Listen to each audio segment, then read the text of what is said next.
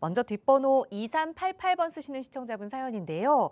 저는 기름역 롯데캐슬 트윈골드 아파트를 보유하고 있습니다. 언제쯤 이걸 팔아야 하는지 그 매도 시점이 궁금합니다. 질문 주셨어요. 거주 여부는 조금 빠져있긴 한데 어쨌든 투자 관점에서 생각하고 계셔서 이 매도를 고민하시는 거겠죠. 어떻게 보세요, 소장님? 네, 기름동에 있는 여기 롯데캐슬 트윈골드 주상복합 아파트를 이제 보유하고 계시는 건데, 전망 내지는 매도 시점 이런 것들을 좀 체킹해 드리면, 첫 번째는 기름 뉴타운, 즉 입지적인 가치를 한번 먼저 보셔야 되는 거고요. 그다음 우리 물건에 대해서, 아파트 자체의 어떤 물건의 힘 이런 거에 대해서 좀 보셔야 될 것 같은데, 일단 기름 뉴타운의 가치는 이제는 뭐 우리 방송을 시청하시는 분들은 웬만큼 저 이상의 전문가가 되셨을 거야. 기름 뉴타운은 뭐야? 도심 업무타운의 배후 업무 지구예요. 그러니까 배후 주거 지역이란 말이에요. 그러니까 도심의 업무타운을 커버할 수 있는 주거 지역이란 말이죠. 그러면서 동북선에 대한 개통 호재를 남겨두고 있어요. 그러면 동북선 타고 저쪽에 뭐 하계동이나 중계동 이런 데 갈 게 아니라 얘네들 이어지는 왕십리 접근을 하게 된다라고 하면 당연히 강남권까지 우리의 권역 칸에 놓을 수가 있다라는 거야. 그러니까 업무타운을 도심 쪽이 아니라 이제 강남까지도 확장해 볼 수 있는 뭐 그런 걸 여유롭게 좀 기대해 볼 수가 있는 상황인 거거든요. 그러니까 매도 타이밍은 당연히 동북선 개통을 해서 왕십리까지 연결이 돼야 되는 거야. 그래야 가치 자체가 더 확실히 올라가는 거거든요. 그래서 뭐 그렇게 해서 매도 타운은 요렇게, 그러니까 매도 시점은 이렇게 체킹을 해보시면 되는 거고, 그때 무조건 팔라는 소리가 아니라 그때쯤 고민하셔도 안 늦는다라고 말씀을 드리는 거고, 그다음에 이제 아파트에 대한 관점에서 보셔야 되는데, 우리 아파트 같은 경우는 초역세권, 정말 초역세권의 주상복합 신축이란 말이에요. 신축. 자, 그러면 이런 아파트의 특징은요, 그냥 딱 뭐 그러니까 매매적인 가치보다는 이용 가치가 훨씬 클 수밖에 없어요. 이용 가치. 즉 뭐냐, 전세 임대가 잘 나간다라는 거야. 주상복합이 얼마나 편합니까? 바로 여기에 연결돼 있고 하다 보니까 그냥 당연히 여기는 매수적인 뭐 용적률은 또 있는 그대로 다 받는 거거든요. 그렇다고 본다면 그 이후에 어떤 뭐 재건축의 가치라든가 이런 거는 논할 상황이 아닌 거야. 그냥 단순하게 이용 가치의 극대화를 노려보는 거예요. 그러면 얘를 갖고 있으시면서 우리 아파트 가격이 올라갈 때까지 어떤 뭐 동북선이 온다고 해서 우리 아파트 가격이 올라가는데 매매적인 가치가 커서 얘네들의 뭐 가치가 부양이 돼 갖고 올라가는 게 아니라고요. 이용 가치가 크니까 이걸 이용할 수 있는 전세, 월세 이런 임대 수요들이 엄청 쭉쭉쭉쭉 붙어줄 거라고. 그래서 이런 주상복합 초역세권 신축의 이런 아파트들의 특징은 무조건 이 보증금을 활용한 제2의 투자를 하셔야 돼.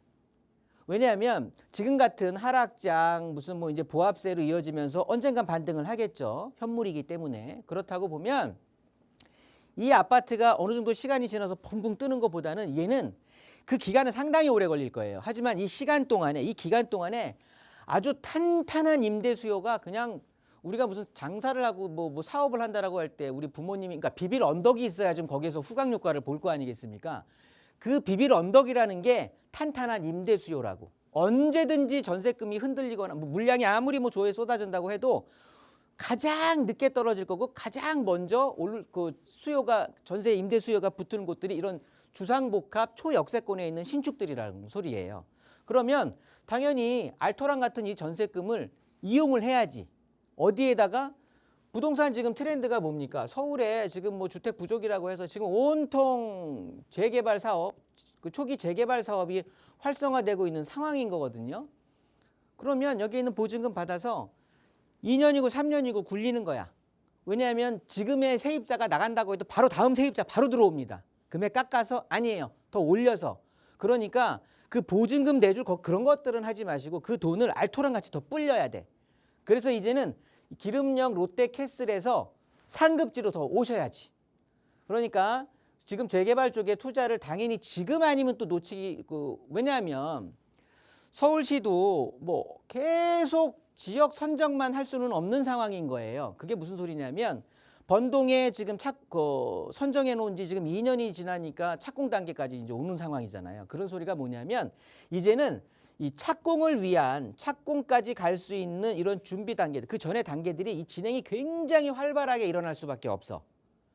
그렇다고 보면 계속해서 재개발에 대한 어떤 이런 관심을 가지셔야 되는데 이렇게 착공을 뭐 돼서 아파트로 나중에는 변하게 될 텐데 그러면 어느 쪽이 더 아파트가 더 어디가 더 재개발이 활성화될 거면서 나중에 재개발이 활성화됐을 때 어디의 아파트들이 더 높은 가격을 형성할 건지 그런 것들을 보셔야 되는데 일단 입지적으로 당연히 성북구보다는 좋은 입지를 가셔야 되는 게 너무나 당연한 거고 우선 따져봐야 될 건 뭐 어느 쪽이 지금 재개발이 활성화될 것이냐 뻔합니다. 서울시에서 발표를 했어요. 시차적으로 뭐야?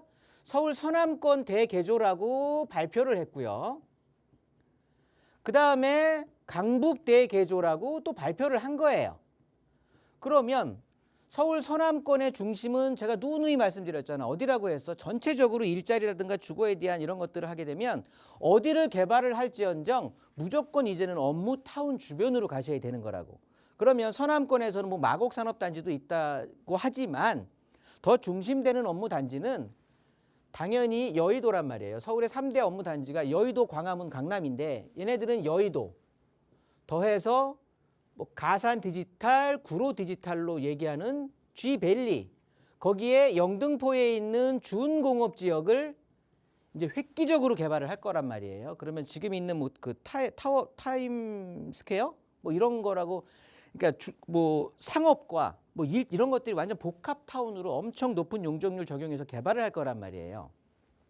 그러면 그런 일자리들이 앞으로 확보가 될 곳들 이런 쪽에 있는 곳으로 접근을 하시는 게 훨씬 나중에 아파트로 바뀌었을 때 그 가치가 높아질 거라고.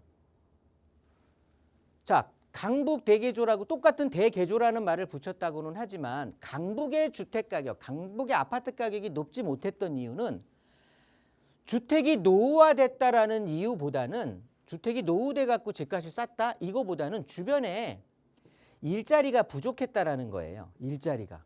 그래서 집값이 치고 나갈 수가 없던 상황이었던 거거든요. 지도를 좀 확대해서 본다라고 하면 서울 서남권에서는 서울 서남권 대개조라고 하는 건 이렇게 서울 우리가 광화문, 여의도, 강남이라고 봤을 때 이 권역 안에 있어야 되는 거야. 이 권역 안에. 이래야 괜찮은 건데 서울 서남권 개발 영등포 뭐 얘기 말씀하시다 보면 이쪽에다가 투자를 해 놓는 게 당연히 여기서 재개발을 해서 아파트로 변화를 했을 때의 가격 자체가 엄청 올라갈 힘이 더 셀 건지 아니면 같은 강북 대개조 똑같은 대개조란 말을 붙였는데 강북은 뭐 마포 일부 빼고는 자 이쪽에 보시면 은평구 쪽으로 해갖고 강북 쪽 자체가 워낙 섹터가 넓단 말이에요. 그럼 여기서 아무리 뭐 저쪽 위에 재개발하고 한다라고 해도 아파트 가격의 상승이 한정적일 수밖에 없다는 소리예요. 그러면 똑같은 기간 기다려갖고 나중에 프리미엄이 붙고 사업성이 더 좋고 나중에 더 돈을 많이 벌 수 있다는 건 당연히 서남권 대개조가 훨씬 더 눈에 보이면서 빨리 그 투자에 대한 수익을 많이 빨리 볼 수 있는 시간이 된다라는 거죠. 그래서 일단 결론하게 된다고 하면 이런 주상복합 아파트 롯데캐슬 같은 경우에는 그 어떤 매매적인 가치가 올라가는 것보다는 안정적인 임대가 뒷받침될 거니까 그 보증금을 이용한 이런 투자 이런 어떤 지금의 현재 트렌드는 재개발이다. 그렇기 때문에 이렇게 치환해서 투자하는 거를 권고드리도록 하면서 정리하도록 하겠습니다.